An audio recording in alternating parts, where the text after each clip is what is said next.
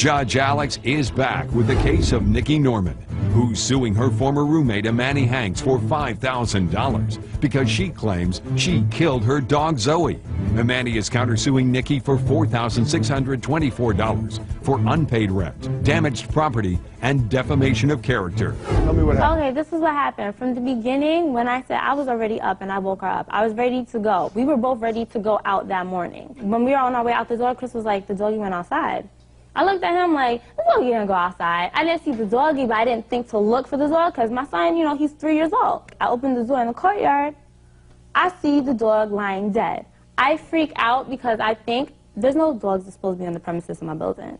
The management is very strict about that. You freak out because you're not supposed to have a dog on your premises, not because the dog is dead? No, the dog is, no, I freaked out because the dog was dead, but I couldn't believe, like, my son threw the dog out the window. So I see the stuff scattered, her CDs, her cups and stuff, so I put that in the bag, and I also take her dog. First I cover it, and I was going to leave it there and try to find somebody. There was nobody there, then I thought, if I tell them that there's a dead dog in the courtyard, they'd be like, where'd the dog come from? And I'd have to explain our living situation, basically. And that I didn't want to get into because my lease wasn't renewed yet. And under the guidelines, it said... What did you do with the dog? Basically, I picked the dog up, I knocked on the neighbor's door, I got a garbage bag, I put the dog in a garbage bag, and I called my friend. I called my friend to ask her if I could leave the dog in her backyard because she has a house. So I'm calling and for her to watch the dog because I had to go somewhere. Like, I was in a rush to go somewhere. So I call her, her phone don't pick up. It went straight to voicemail, her mailbox was full. What were you going to call her for? To tell her to come home. So when she eventually came home and she started asking you where her dog was, why did you tell her I don't know? Because I'm not going to let nothing happen to her or my son, and she was getting violent. I'm not going to tell you, oh, your dog, my son threw your dog out the window, and then I had to, in fact, put your dog in the plastic bag and throw it out in the garbage. Okay, so let me understand this. You find Zoe, who you like, or according to you, you love, you find her dead. And called her, and you got voicemail. Did you leave a message? There was no room in her mailbox. She doesn't check. So you have no contact with her at all, right? Okay. So you know the place she works at? I don't know exact address, but I know. You know the name of the place she works at? Yeah. Okay. Did you call the place and say, I need to speak to her, it's an emergency? I didn't have the time to get the number. Well, what do you mean time to get the number? You went back upstairs and went to bed. You're wrong. No, I didn't. Stop. No, I didn't. No, I didn't. Were you asleep when she got home? This was over the course of a whole entire day. That yeah, I know. I'm trying to figure out how over the course of a whole entire day you did not pick up the phone and call your friend to tell her that the dog she loved so much was dead. How you could not find time during an entire day, but you had time to go take a nap. No. That's what I'm trying to find out. I didn't have, okay, this is... At what time did you go to sleep? Like, I was asleep not even an hour before she came in. Oh, so that was 1 hour that you could have spent. I fell asleep because I was so sad. I was sick that whole entire week, and she knows that I was very sick, and I stayed home those whole entire days. That was the only day I went outside, and she knew that I had important recertification appointments to meet. She knew that. When I got up in the morning... You are serious, right? I mean, this is the way you think. You see her dog that she loves dead, and instead of making it a priority to let her know, to contact her friends, to say, by the way, did you call any of your mutual friends and said, oh my God, Zoe's dead, can we try to find her? I didn't tell them that. I told my friend, I called one of my friends, and that's what I told because she lives close in the area to help out, because she knows that. But what time in the morning did this happen? This happened, I don't know exactly what time because I didn't know the time? 10:30, and I left for work at 8. 10:30 in the morning. So from 10:30 in the morning till she gets home at what time?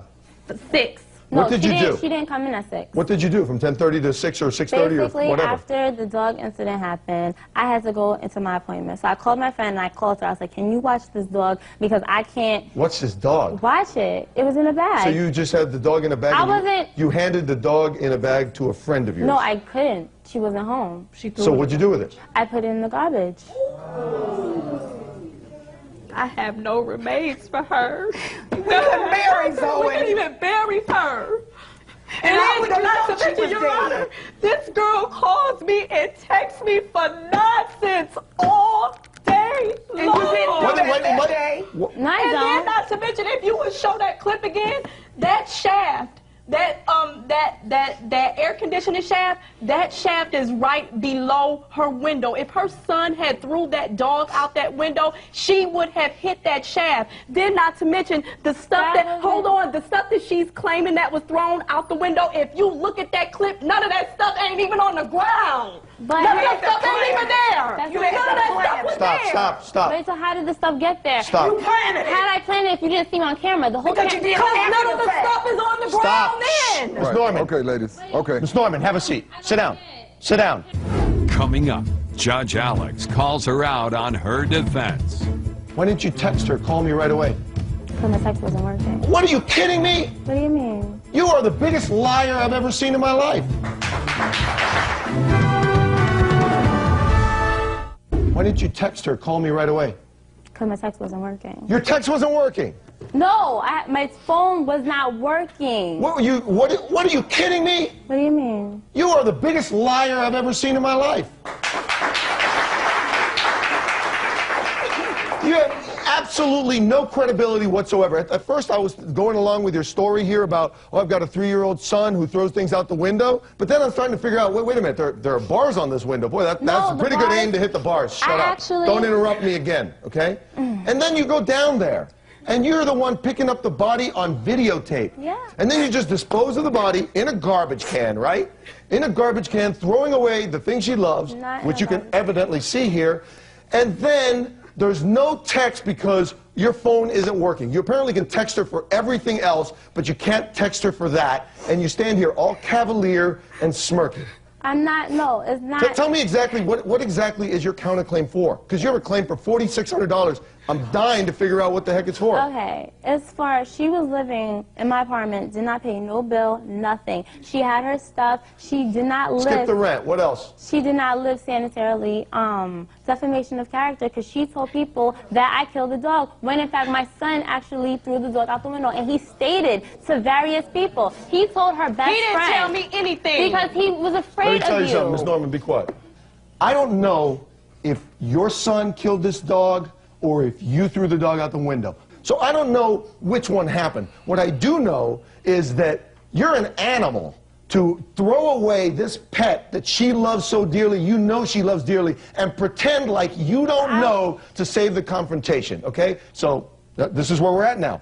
You're suing for all these damages for the dog and for pain and suffering, and you have, come back up here, Ms. Norman, and you have a counterclaim. Your counterclaim is for pain and suffering and for defamation and for rent and for all this stuff, and for a $50 bookshelf. Fine. Your counterclaim is garbage, okay? Your counterclaim is total garbage because of the way you behaved in this case.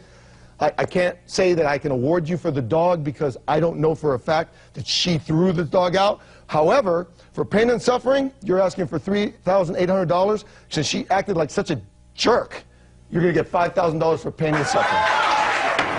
All right. Judge Alex has ruled in favor of the plaintiff and has denied the defendant's counterclaim. He has ordered the defendant to pay her $5,000. I think the judge did make a good ruling because I didn't have a proper burial for her. It's unfortunate that the dog is not here, but it wasn't out of malice. Please do not let that woman handle or keep your animals or your children because they may come up murdered like she did Zoe.